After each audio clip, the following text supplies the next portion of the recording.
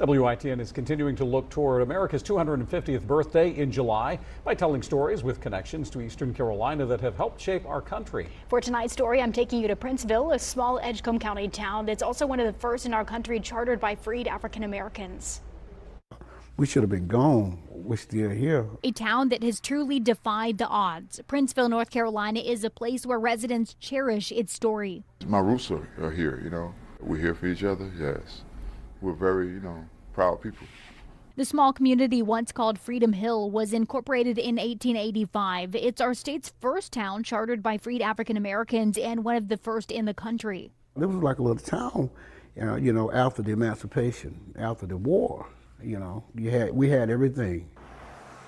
A lot has changed since 1885, but its origins haven't been forgotten. Town manager Itea Hall didn't grow up in Princeville, but knows the power of the area's legacy. I consider it to be an honor and a privilege to have been chosen with such a big responsibility to protect one of the most significant legacies in African American history. The town of Princeville that exists today has had to overcome a lot, even natural disasters. That marker signifies Hurricane Floyd in 1999, which resulted in most of the town being underwater.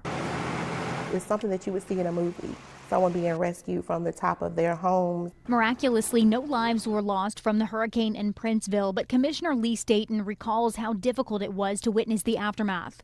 I think it was a month that we couldn't get back to see our homes, you had dead animals in the houses, Houses just moved from the foundations.